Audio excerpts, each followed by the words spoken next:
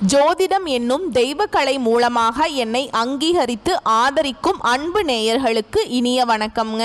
ரிஷப ராசிக்கு இந்த பதிவு மூலம் அப்படி என்னதான் சிறப்பு அப்படிங்கிறத பார்க்கறதுக்கு முன்னாடி எம்பெருமான் முருகப்பெருமானின் ஆசீர்வாதம் உங்களுக்கு முழுமையாக கிடைக்க நான் சொல்லும் மந்திரத்தை நீங்களும் 3 முறை சொல்லிக்கிட்டே உங்களால் முடிஞ்சதுன்னா கமெண்ட் பாக்ஸில் ஒரு முறை கமெண்ட் பண்ணுங்க. ஓம் முருகா போற்றி, ஓம் முருகா போற்றி, ஓம் முருகா போற்றி. என்னை படைத்து உன் மக்களுக்கு சேவை செய்ய அனுப்பிய கந்தா கடம்பா கதிர்வேலா, என் ஜோதிடம் பழிக்க மனதார பாதம் தொட்டு வணங்குகிறேன். ரிஷப ராசிக்காரங்க நல்லது கெட்டதை முழுசா தெரிஞ்சவங்க. சுக்கிர பகவானை ராசி அதிபதியாக கொண்டவங்க. கார்த்திகை 2ஆம் பாதம் 3ஆம் பாதம் 4ஆம் பாதம், ரோஹிணி மிருகசீரிஷ நட்சத்திரம் 1ஆம் பாதம் 2ஆம் பாதம் நட்சத்திரக்காரங்க. ரொம்ப புத்திசாலிக்காரங்க, புதுமையான சிந்தனைகளுக்கு சொந்தக்காரங்க. பூ போல மனசு, கோபத்தை மறைச்சிட்டு சிரிப்பை மட்டும் காட்டக்கூடியவங்க. எடுத்த காரியத்தை எப்படியாவது முடிச்சிடணும் அப்படிங்கிறதுக்காக கஷ்டப்பட்டு போராடக்கூடியவங்க ரிஷபராசிக்காரங்க. போர் குணம் கொண்டவங்க. உங்ககிட்ட சண்டை போட்டு ஜெயிக்கிறது ரொம்ப கஷ்டங்க. தங்களுடைய கஷ்டத்தையும் கண்ணீரையும் கடுகளவு கூட மற்றவங்களுக்கு தெரியாம பார்த்துக்குவாங்க. இதனால பார்க்குறவங்க எல்லாருமே ரிஷபராசியா, இவங்களுக்கு என்னப்பா சூப்பரா இருக்காங்க, இவங்களுக்கு என்ன குறைச்சல் அப்படின்னு தான் நினைச்சிட்டு இருக்காங்க.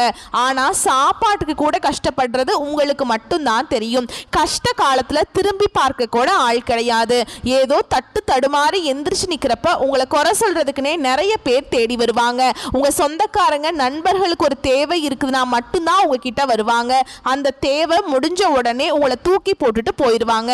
மறுபடியும் அவங்க வந்து உங்ககிட்ட உதவின்னு கேட்பாங்க. அவங்க உங்களுக்கு முன்னாடி பண்ண துரோகத்தை எல்லாமே மறந்துட்டு மீண்டும் அவங்களுக்காக உதவி செஞ்சு ஏமாறக்கூடியவங்க தான் ரிஷபராசிக்காரங்க. ரிஷபராசிக்காரங்க வாழ்க்கையில கடந்த காலகட்டங்களில் ஏதாவது ஒரு பிரச்சனை புதுசா உங்களை தேடி வந்துகிட்டு தான் இருந்திருக்கும். நீங்க இரவு நேரத்தில் நிம்மதியா தூங்கலான்னு பார்ப்பீங்க. ஆனா காலையில எந்திரிச்சு பார்த்தா புதுசா ஒரு பிரச்சனையும் கஷ்டமும் தானாகவே உங்களை தேடி வந்திருக்கும்.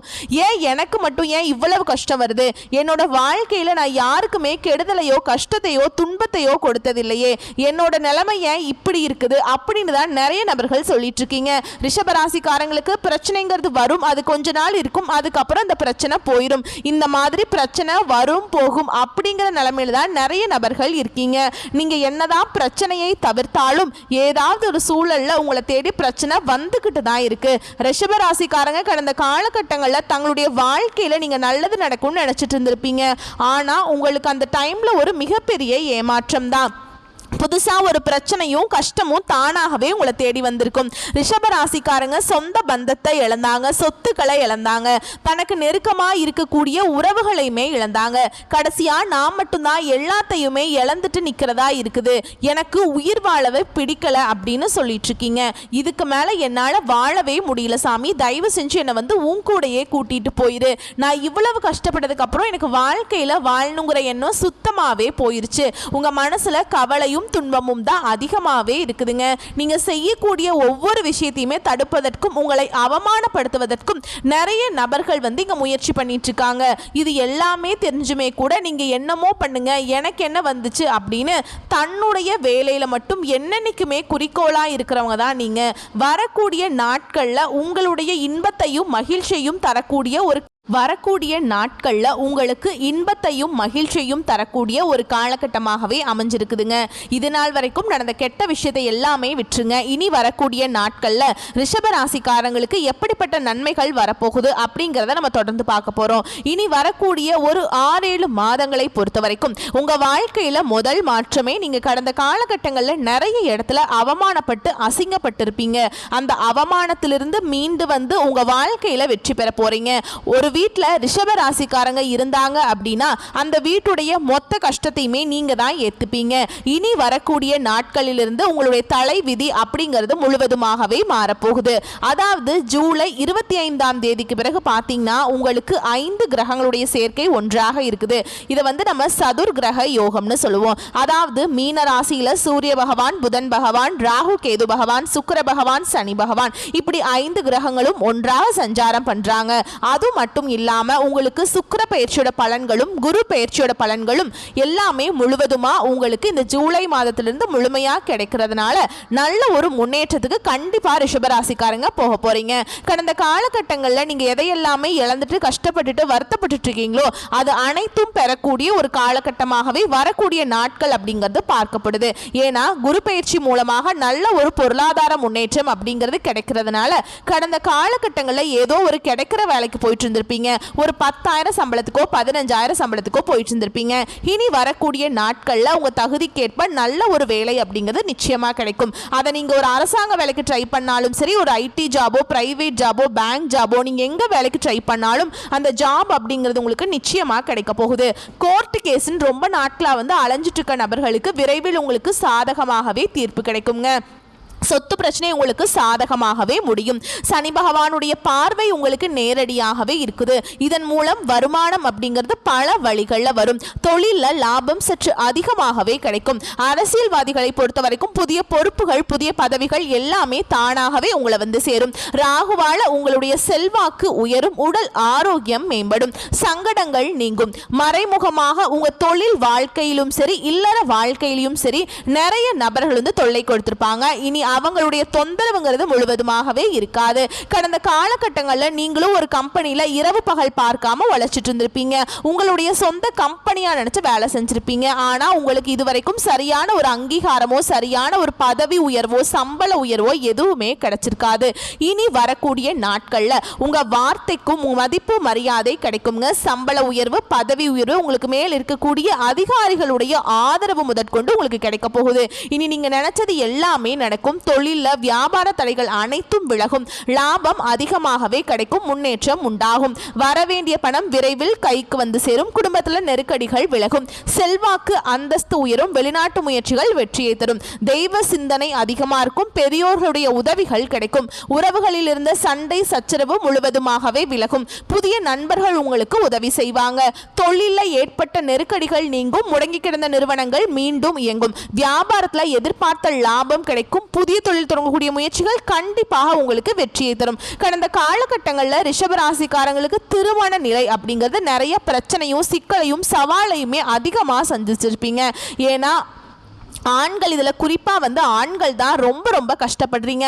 ஏன்னா பெண்களுக்கு ஏதாவது ஒரு வகையில் திருமணம் அப்படிங்கிறது அடைஞ்சிருது. ஏன்னா ஆண்கள் தான் வயது 30, 33, 35, 37 வயது வரைக்குமே நிறைய ஆண்கள் திருமண நிலையை அடையாமல் கஷ்டப்பட்டு இருக்கீங்க. கண்டிப்பாக வரக்கூடிய நாட்களில் நீங்கள் எதிர்பார்த்த மாதிரியே நல்ல ஒரு வரன் அப்படிங்கிறது நிச்சயமாக உங்களுக்கு அமையும். வாழ்க்கை துணையை இழந்த ரிஷபராசி ஆண்களோ பெண்களோ அடுத்து இரண்டாவது திருமணம், அதாவது மறுமணம் பண்ணலாமா வேண்டாமா அப்படிங்கிற ஒரு மிகப்பெரிய குழப்பத்தில் இருப்பீங்க. அப்படி இரண்டாவது திருமணம் பண்ணும்போது சொந்தக்காரங்க தப்பா நினைச்சிருவாங்களா, இல்ல ஊர்க்காரங்க தப்பா பேசிடுவாங்களா, இல்ல அவங்க என்ன நினைப்பாங்க, இவங்க என்ன நினைப்பாங்க, நம்ம கேரக்டரை தப்பா பேசிடுவாங்களா அப்படின்ட்டு நிறைய நபர்கள் இரண்டாவது திருமணத்தை பத்தி யோசிக்காம இருக்கீங்க. ஏன்னா இப்ப இருக்கக்கூடிய பொருளாதார சூழலும் இப்ப இருக்கக்கூடிய காலகட்டத்தையும் வச்சு பார்க்கும்போது ஒரு சிங்கிள் பேரண்டால இந்த சொசைட்டில சர்வே பண்றது ரொம்ப ரொம்ப கஷ்டங்க. நீங்க எதிர்பார்த்த மாதிரியே நல்ல ஒரு மறுவாழ்க்கை அப்படிங்கிறது நிச்சயமா உங்களுக்கு அமையும். கடந்த காலகட்டங்களில் காதல்ல அதிகமான தோல்வியை சந்திச்சது யாருன்னு பார்த்தீங்கன்னா அது ரிஷபராசிக்காரங்க தான்.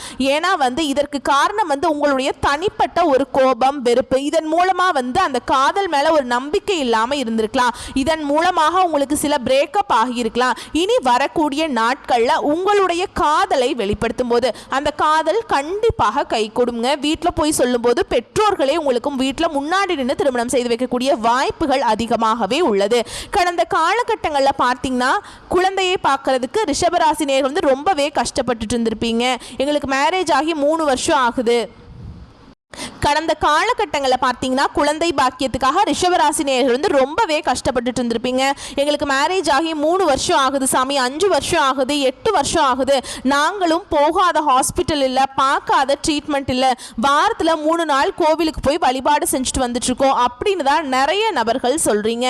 கண்டிப்பாக வரக்கூடிய நாட்களில் இந்த 2025 முடியறதுக்குள்ள உங்களுக்கு விரைவில் குழந்தை பாக்கியம் அப்படிங்கிறது நிச்சயமாக உண்டாகும். பிரிந்திருக்கக்கூடிய கணவன் மனைவி எல்லாமே மீண்டும் ஒரு முறை ஒன்றாக சேர்ந்து பேசக்கூடிய வாய்ப்பு கிடைக்கும் பட்சத்தில் கண்டிப்பாக இருவரும் ஒன்றாக இணைந்து வாழ்வீங்க.